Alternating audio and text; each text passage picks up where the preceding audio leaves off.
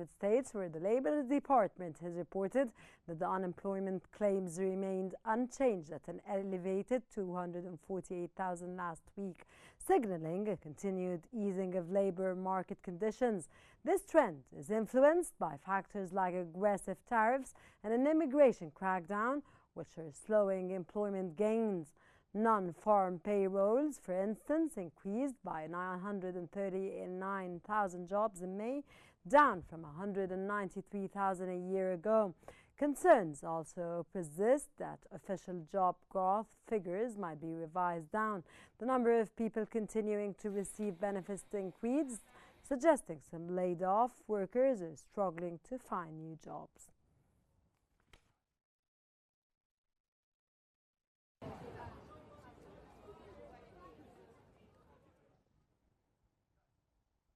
U.S. producer prices have increased less than expected in May, climbing just 0.1% last month.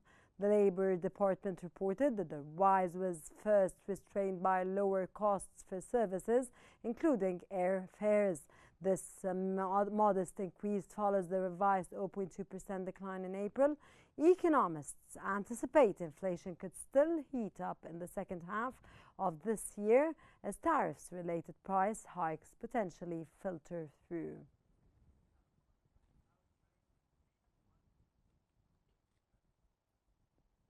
Moreover, data from this court's data mine has shown that imports at several of the busiest U.S. seaports dropped sharply in May after President Donald Trump's short-lived 445% tariffs on many goods from China's toll trade. In California, Long Beach imports dropped 20.9%, and Los Angeles fell 8.5%. In the state of Washington, Seattle was off 17.3%, and Tacoma plummeted 39.4%. On the East Coast, import volume at the Port of New York and New Jersey declined 15.3%. Norfolk, Virginia, dove 14.7%, and Wilmington, North Carolina, dropped 17.6%. Gulf of Mexico ports Houston and Mobile, Alabama, were down 3.4% and 20.4% respectively.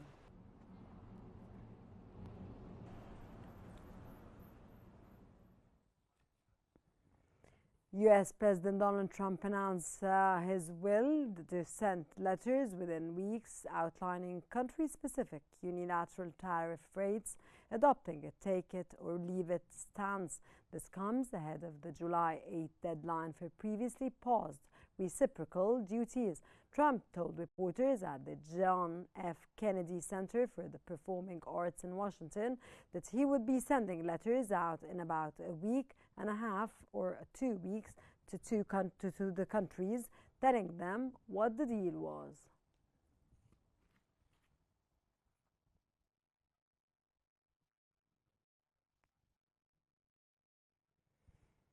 And on another note, the United States President has just stated that he doesn't intend to fire Federal Reserve Jerome Powell. He emphasized that cutting interest rates by 1 point would save hundreds of billions. Trump noted that no one wants to see oil prices going up and that he intends to establish a large number of coal production plants. Trump also stated that spending tax cut bill will be one of the most important pieces of legislation in the country's history.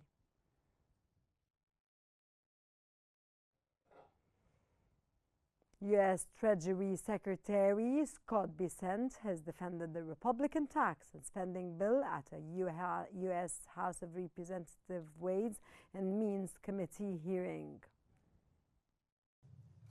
Many other countries would seek to pull in revenues from U.S. multinational corporations into their treasuries.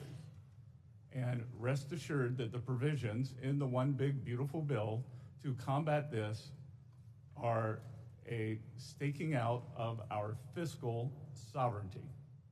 The U.S. tax system will stand next to what is called Pillar 2, And other countries are welcome to relinquish their fiscal and tax sovereignty to other nations.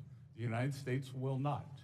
So this bill will allow us to prevent our corporate revenues from being drained into foreign treasuries, and that is in the hundreds of billions of dollars. U.S. Treasury Secretary Scott Bessent has also called on China to uphold its commitments under an initial U.S. trade agreement reached in Geneva last month. His comments came hours after he and other U.S. and Chinese officials agreed on a new framework to implement the deal. Bessent added his testimony before the House of Representatives Ways and Means Committee that China has a singular opportunity to stabilize its economy by shifting away from excess manufacturing production to export greater domestic consumption. He also noted that China needs to be a reliable partner in trade negotiations so that a big, beautiful rebalancing of the world's two largest economies is possible.